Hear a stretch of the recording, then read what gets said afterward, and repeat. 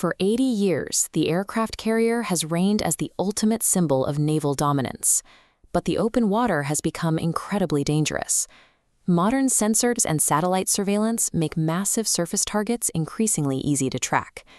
The reality of modern naval combat comes down to a strict physical limitation. If you can be found, you will be hit. To survive, navies are pushing their most lethal assets below the surface. Submarines offer unmatched stealth, but they pay for it with their vision. Dropping beneath the waves plunges a crew into a state of absolute structural uncertainty.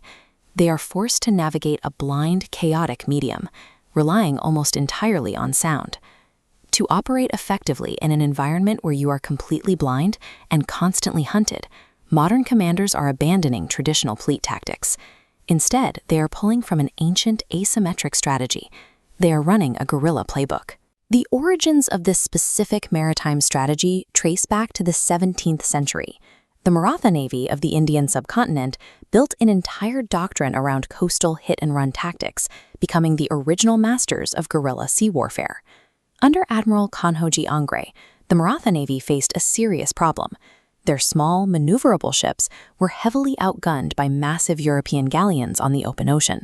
A direct fight meant certain defeat. So Angre weaponized the coastline. He lured the heavy European galleons into shallow creeks and leeward winds, where the massive ships couldn't easily maneuver and were stripped of their tactical advantages.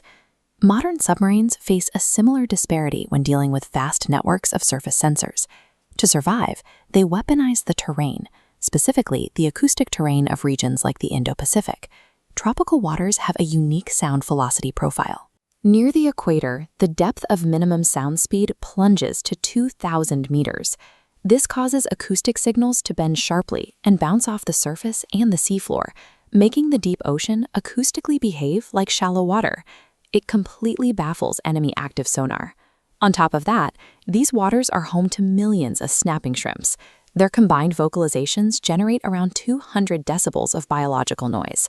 That volume creates a massive acoustic smokescreen, capable of completely swamping a submarine's sensors. This is a spatio-temporal map showing low-frequency ambient noise around the Indian subcontinent. Commanders use models like this in real time, locating the bright red and orange zones, areas of dense ambient noise, to actively hide their vessels. Angre's small fleet defeated heavily armed galleons by using the shallow creeks, while a modern submarine defeats satellite-linked fleets by using thermal layers and shrimp noise. Both achieve dominance by turning a chaotic environment into a blinding weapon. The Marathas relied on extreme agility. They would attack a larger ship from its blind spot at the stern, board quickly, and immediately retreat into coastal waters, protected by heavy fort guns. A modern submarine requires that same ability to strike and vanish before the enemy can establish a firing solution. Today, that agility is achieved through whole-system acoustic stealth. The defense starts on the outside. Submarines are coated in anechoic tiles, engineered specifically to absorb incoming active sonar pings. The sound dissolves into the hull rather than bouncing back to an enemy receiver. Inside, power generation has to be completely silent.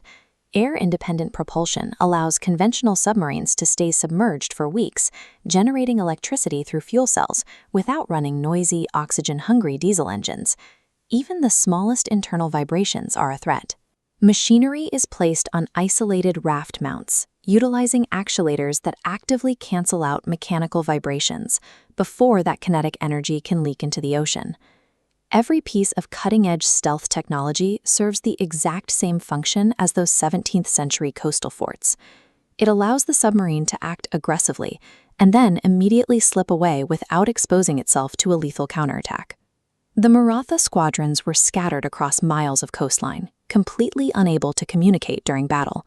They operated on a decentralized command structure, executing a broad mission intent rather than waiting for direct orders. Modern submarine commanders operate under extreme isolation. Because of strict emissions control, transmitting a signal back to headquarters will instantly broadcast the submarine's location to the enemy. Navigating this silence requires intense psychological discipline.